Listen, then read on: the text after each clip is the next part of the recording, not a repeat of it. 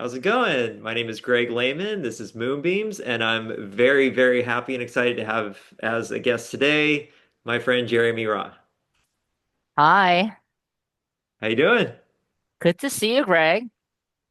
Always a pleasure, Jeremy. And let's start off here by giving Mei Xian Qiu her flowers. If you could speak to the background behind you there.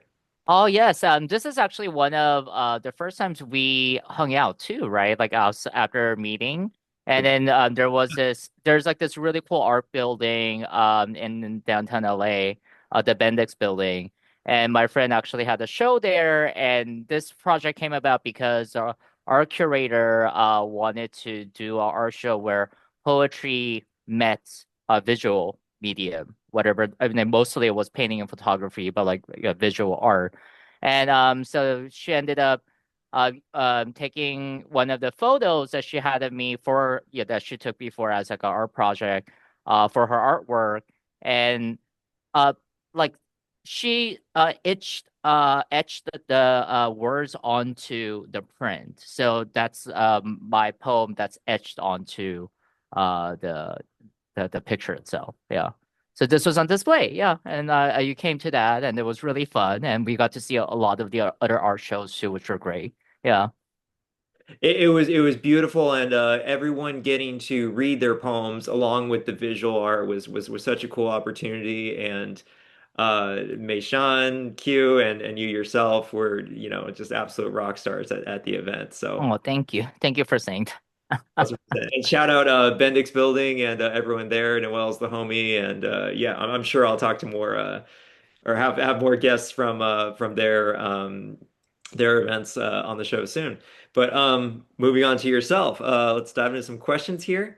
What is exciting you most about poetry at the moment, Jeremy? Um, right now, there are a couple of upcoming releases that I am eagerly waiting for. So my longtime teacher, Suzanne Lummis, has a new book that's coming out soon called Crime Wave. And there's this figure also, Ron Kirchu, who's just been a great supporter of like a lot of the LA poets and beyond, who's such a funny, sweet, and amazing poet. And Ron Kirchu has a new book coming out with Red Hen called Pandora's Kitchen. And one of my favorite poets right now actually is like Elizabeth Metzger, and I'm very biased about this. I just interviewed her for my Poetry Not a Late thing, in fact, and she's the editor, current editor, poetry editor of the Los Angeles Review of Books. And I just fell in love with her when I saw her read, and she has another new collection coming out too called "The Going Is Forever," which I believe is due next year. But her poetry is just absolutely gorgeous. And this doesn't sound like a bunch of plugs, and it is. But my friend Nikhil Davis, I think whom you know, she has a book, Penguin Noir, that she's actually doing two events, a couple events for. I'm in two of them. And so she's gonna be having a reading with like some wonderful group of poets at the Village Well in Culver City, and another one at Beyond Baroque, I think later in the fall. So like these are like all very amazing. This is just scratching the surface. I literally just like rattled off like the like the news about the people that I know. But like if I would thought about like including like the news about the people that don't know me but I know them. Like I think that was going to be the whole interview. So I was like, let's just include those, right? Yeah. Yeah. Yeah, I mean, Yeah. even if it is just the local angle, it's Mm, a galaxy. There's so much going on here. right. And I love to hear about more of it. And please, if this is the plugging time, it's very welcome, and it's important for us to support our local folks in the area. And then I was going to ask in the collection, Yeah. um, I was at the reading, and right afterwards was just, and I think I texted you during the reading, during the Penguin collection reading. Yeah. Yeah. The poem you read just absolutely floored me, and I remember I texted you during or right after. And is that going to be in the collection, or has that found a home yet? That has not found a home yet, but then again, it's a little bit too early for me to say because I'm barely getting my manuscript together, my manuscript for my first book. So we shall see. I don't know if I want to even repeat that poem for the reading that Nikhil is doing, but we'll see. I mean, like, yeah, never say never, right? But yeah, but thank you for saying that. I mean, yeah, well, it's a very fun animal persona poem. I think animal persona poems are especially fun. Yeah, I think. Absolutely. Yeah. Absolutely. Um, Moving on from there, which poets are most impactful in getting you to become a poet? I thought about this question, and it's I, I'm I probably will be answering it in like a slant way because it's like it ties into all these questions about when did you know you're a poet and like how did you I mean the word becoming a poet has like a very loaded connotations to a lot of people. I think you yourself probably, I'm thinking, like when somebody asks like when did you become a poet, it's like I don't know. I don't really like there's not like a light bulb moment, right? It's not like an invention because like it's something that I think a lot of people have had affinity to for lifelong affinity to, and somewhere, like like you started reading and you're like, okay, this is more like the writing that I want to do, maybe, right? And if there's somebody in my youth that came as close to like being like what I like to call like the threshold poet, right? Is like well Sylvia Plath when I was like in my teens. I mean, definitely her collection, her collected poems had a big impact on me. And then I started I was like commuting to UCLA all the way from like San Gabriel Valley. I don't know if you know the geography, but it's like an hour and a half, 2 hour commute. So I bought these like CD box sets of like that this Professor Willard Spiegelman did. I'm not sure if he is still alive, but but he had this like great introduction to poetry sort of CD set, like Hmm. where he really just kind of delved into like these poems and like how to appreciate them, what to know about poems, right? So I started listening to that while I was commuting, and then I was like, okay, this is like something that really more and more and like I'm more curious about, like and I have my own like set of writings that I was doing too that like just was completely unshaped, and had no direction, and it was just like a pile of whatever I wrote, right?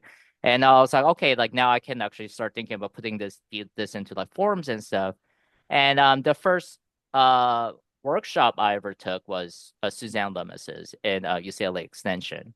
So I was like pursuing my bachelor's, and then at night I'll go to the UCLA Extension and take her creative writing course.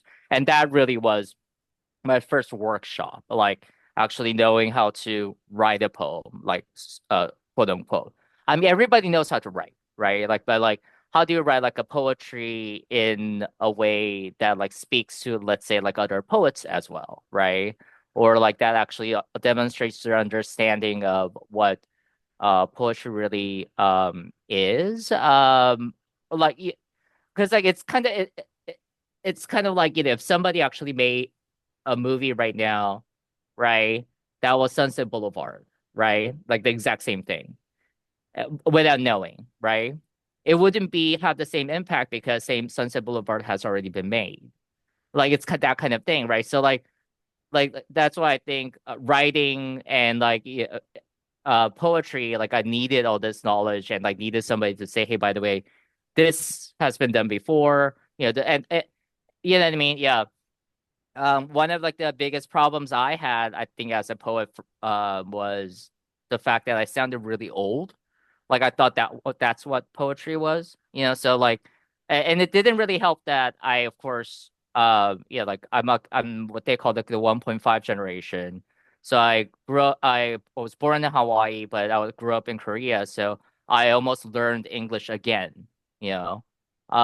So learning that, like, I was like reading a lot of like literature, and that made my writing, especially my writing, not so much my talking, but like my writing very archaic. So like anything I'll write will come out like really sort of like almost Victorian, because I thought that that's what poetry was supposed to be. Yeah, yeah. So like it just sounded so. like haughty and like for no reason. Like I was using highfalutin words when it was just completely unnecessary, right? So I think that the workshop really helped me with that, and that's Suzanne Lummis. I mean, she's one of my big teachers. Yeah. Um, Amazing. Yeah. That's extraordinary. Like learning the language coming in where I feel like you were educated, ironed out again through moving, and then, made it your own, which every poet has to do. I love that journey.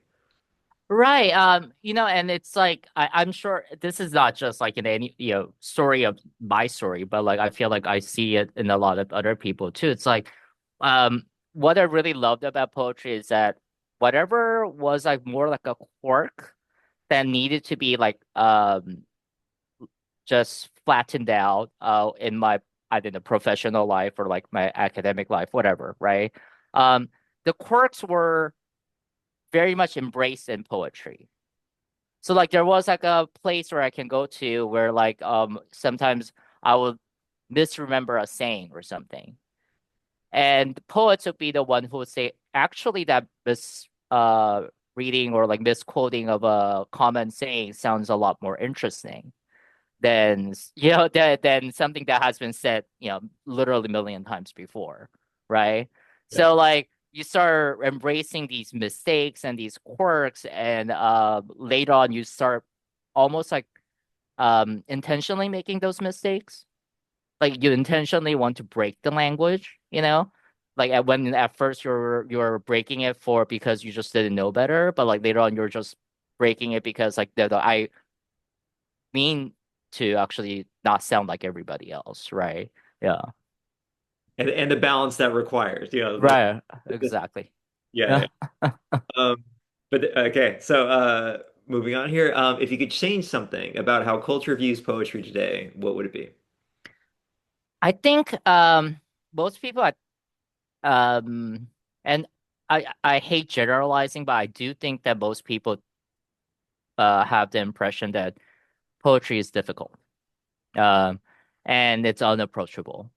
Um and and that's just absolutely not true. Or sometimes they've only really been exposed to one type of poetry, so like they would think that like maybe poetry is all about just like somebody journaling their feelings or something, which all of which uh, like by itself, like I don't think it's a bad thing, right? Like somebody journaling their feelings by itself is not a bad thing. It's I think more like somebody actually subscribing so many prejudices and like judgments about it that's bad, right?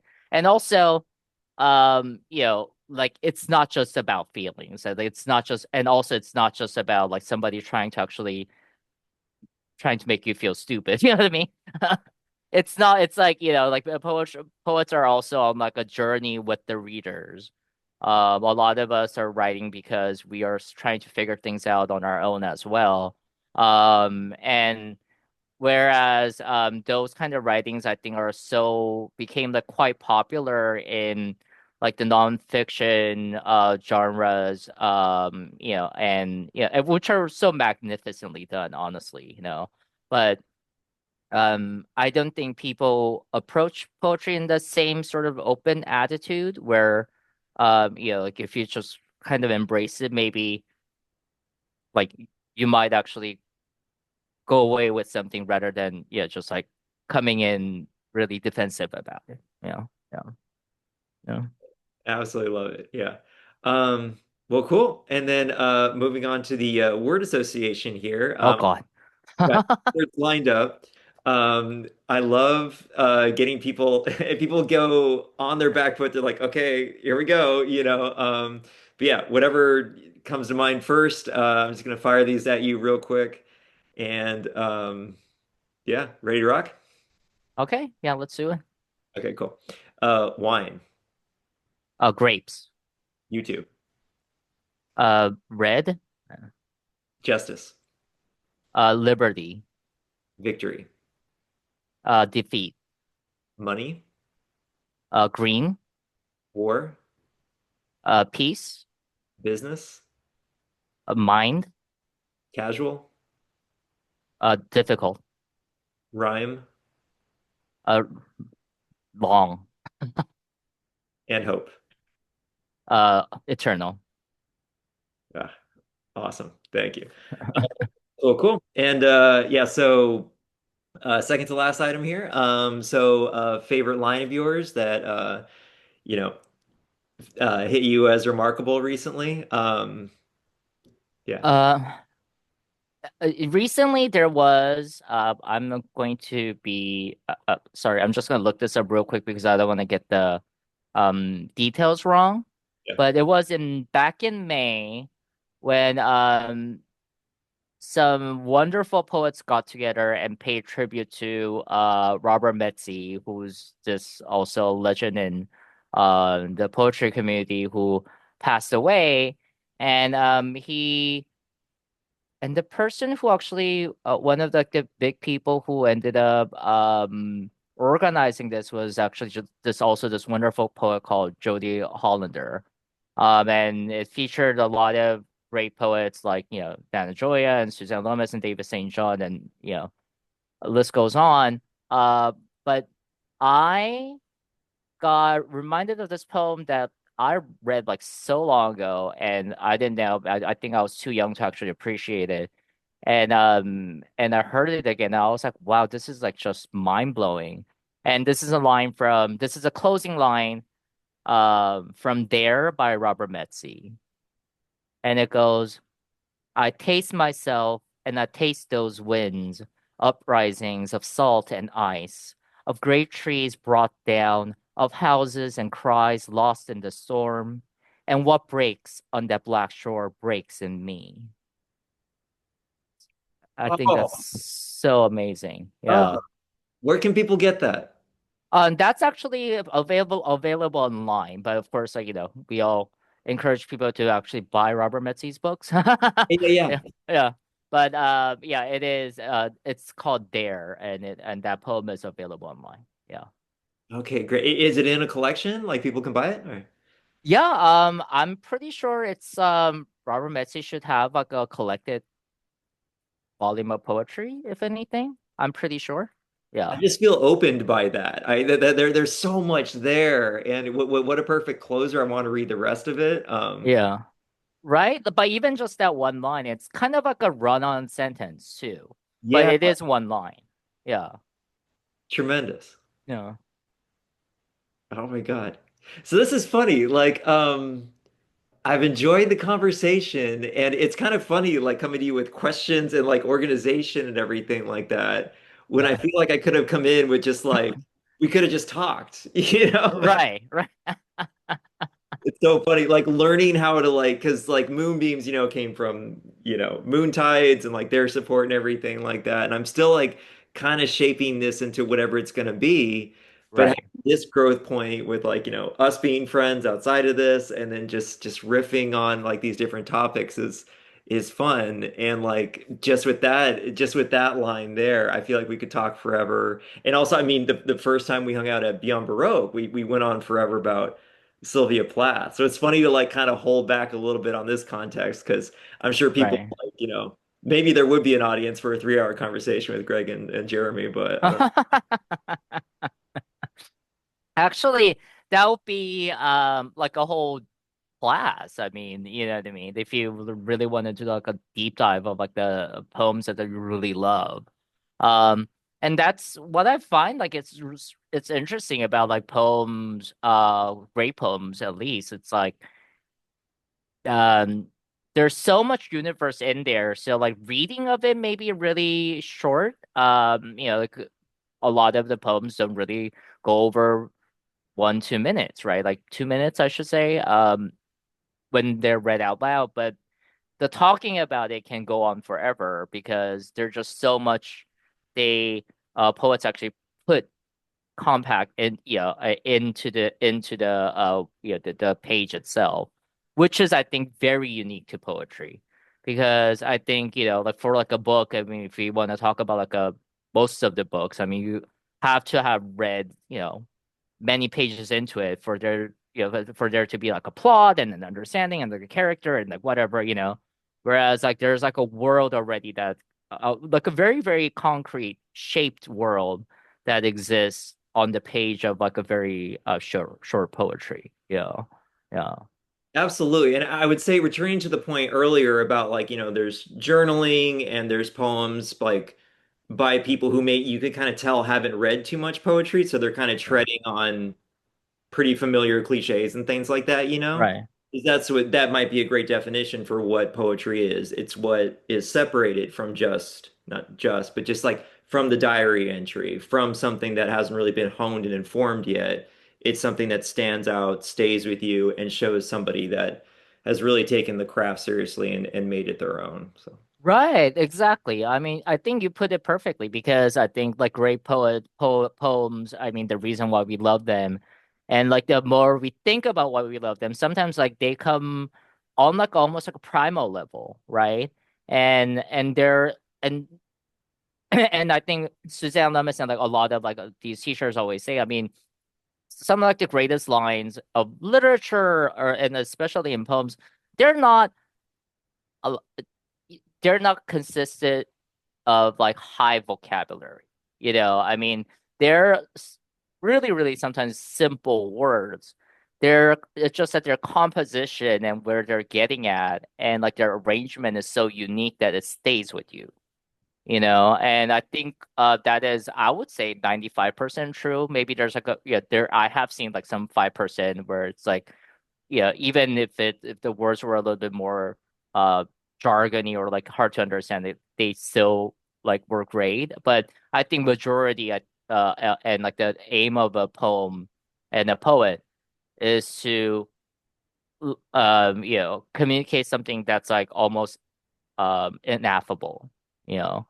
100, But you yeah. know, but that's why like it's like so. I mean, I think going back to your previous question about what I think, what I hope would change about like the current poetry situation, is the fact that even though the poets are actually trying so hard to communicate, we're not being heard. You know what I mean? Because like we're being thought of as difficult. But like if you look at like the vocabulary that we're mostly using, these is like fourth grade vocabulary. Like a fourth grader can read this and I mean maybe not understand like the deep sentiment behind it, but like understand it. Yeah, there's like they don't have to run to the dictionary to actually, like what I just like that line that I read about Robert that from Robert Metzi, you know? It's like salt, ice, trees, everybody knows what that is. You know? Yeah. Yeah. Amazing. And then I'll bracket that with like that's one of the beauties of how slippery poetry is. Because I mean Right. like a lot of the highly impactful stuff is told very simply in simple words, but goes straight through your heart. But then there's also the 5% you spoke to where it's like, there's some really wordy stuff too that Yeah. does the same thing somehow, and that's what's so Right. mysterious and wonderful about poetry. It's like it is this, but it's also this and that and this, and there's always something new to find and find value in. Absolutely. Yeah. I mean, I think it's when even though it's like a creative art, um and we definitely don't want to box people in a certain way, but when I think about like the poems that I like that that have affected me, I tend to agree with certain general tenets, you know, and one of the tenets kind of being that like multisyllabic words usually do not work in poetry, you know. I mean, people have proven me wrong, but like very few people have. Yeah. Yeah. Yeah, yeah. Well, because Yeah. you're always right, Jeremy, of course. Yeah. Well, hey, this has been an absolute blast. Yeah. Want to shout out anybody at the end here? Leave us with something, gratitude or an oncoming title. Anything you'd like to close us out with? Um, I am going to be now I'm plugging myself. Yeah, I'm going to be judging screening for Tufts Award this year again. And a quick shout out to last year's winner, Jazz winner Bolina. So if you ever get to come here and read in Claremont University, you should. And this is a K Tough winner, Ariana Benson. Like both are just wonderful, wonderful books. I was really happy for them winning last year's this I should say this year's award. So I'm screening for next year's award. Yeah. And there's this Suzanne put this one together where I have two poems in Poetry Goes to the Movies, which is wonderful. And we're going to be having Suzanne's organizing a reading on August 24th at Romans in Pasadena. So please do come to that. That would be really fun. Yeah. And what date is that? That's August 24th.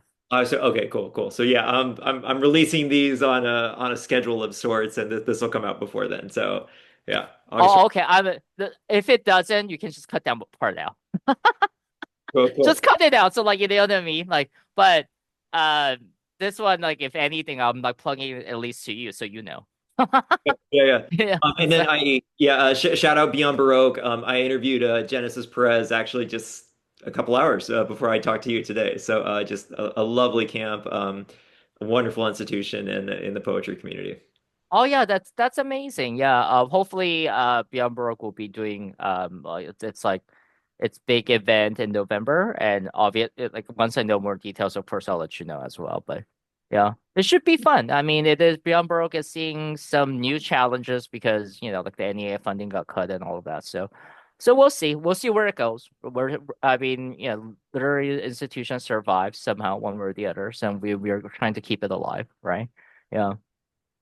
Outstanding. Well, keep fighting the good fight. Appreciate you so much, Jeremy. Okay. No, thank you so much for asking me. Yeah, this has been a pleasure. Yeah. Absolutely. Talk to you soon. All right.